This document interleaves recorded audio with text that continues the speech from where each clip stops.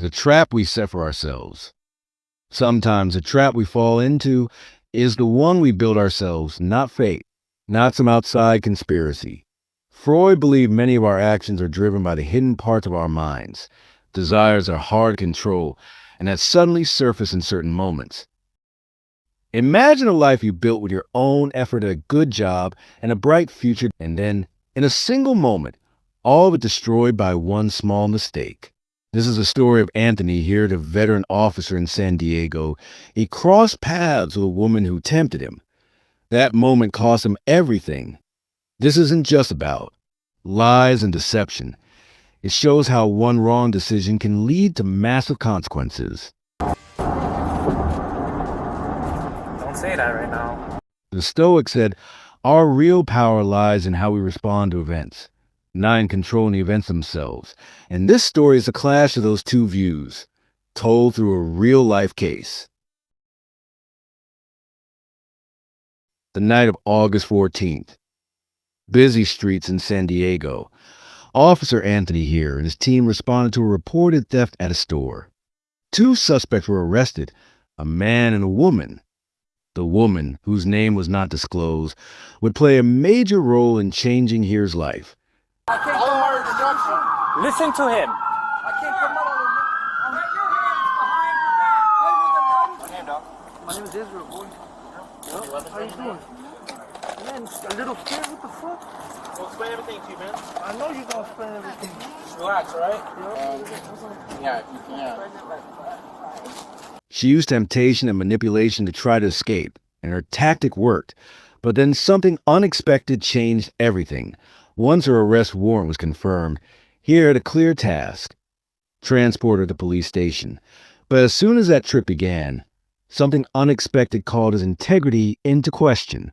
What began as a simple arrest turned into a complex story about human choices and their consequences.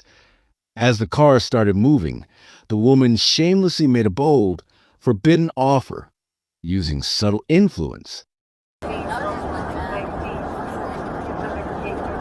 no worries. Yeah, I remember. Of course.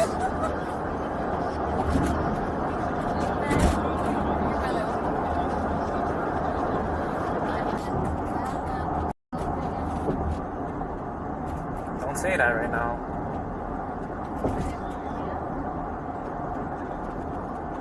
No, I said don't say that right now because everything's being recorded right now. Here's response: don't say that stuff now. Everything's being recorded. A desperate attempt. An aware but powerless plea to ignore the reality of temptation. Inside the tight space of the police car, a simple prisoner transfer began to shift. The woman, skilled at manipulation, started to play mind games with Officer Heer. She asked simple questions, like whether he was married or not, to create a sense of closeness and distract him. And it was a clever tactic. Fake intimacy as a way to gain influence. And at first, Heer might not have realized he was being pulled in. He responded, unknowingly lowering his guard. This marked the beginning of a hidden emotional and psychological battle, and a slow start to the disaster ahead. Temptation rarely starts with an aggressive move, and it begins with small, quiet steps until a person finds themselves trapped in their own self-deception. Freud described this moment clearly. The conscious part of the mind, if weakened, gives way to the primitive desires. Heer felt close to her, not because of who she was, but because of desire for power, to feel heard, and maybe loneliness. And that's how deception begins, not with big lies, but with fake closeness that slowly takes hold. The Stoics call this moment conscious foolishness, when a person knowingly strays from reason. Moments later, his body cam mysteriously turned off. Officer Heer thought he had outsmarted the system, but he was about to learn a harsh lesson about responsibility. What we try to hide can often cause more disgrace than what we show. And at that moment, he wasn't just a man facing temptation and choice. As the Stoics said, when you're out of sight from others, that's when you're most exposed to yourself. Ironically, the same safety features meant to stop suspect from escaping ended up trapping the officer. Police cars are moving jails. Steel doors, unbreakable glass, no way to open from the inside.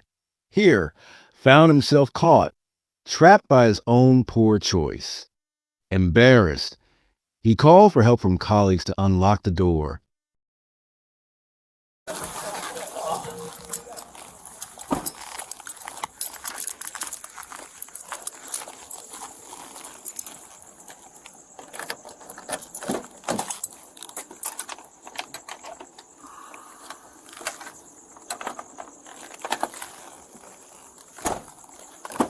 Alright, sir, step out of the vehicle for me. The officer sent to assist him quickly sensed what happened, and even turned off his body cam to cover for his partner. Okay, hold on, let me turn my camera off. She's code 4? She's code 4. Okay, yeah, let me turn this off real quick. But the truth was being recorded in other ways they didn't realize, because truth, like water, finds a way. This was a real-life example of Stoic idea. Each time we hide one mistake by making another, we sink deeper into the dark. You mind just showing us? How you did it? So then I was like this, and then you want me to see how she was laying down, or? How you ended up inside? So yeah, so she was laying down, her face was over there, and then I was just like kind of right here. I was like, hey, well, at first I was like, hey, wake up. I was like, hey, you okay? Blah blah blah. She did like, so her head was facing towards that way. Internal investigators quickly tore apart Heer's weak story. His ridiculous claims that he was just trying to help her and that getting stuck in the car was an accident only made things worse. Investigators asked direct questions like, why was her face on the floor? And why turn off your camera when it's still at 87% battery, but the strongest evidence? And a small amount of semen found on his belt. Though he denied any sexual activity, the undeniable physical evidence sealed his fate. He hadn't just abandoned his duty.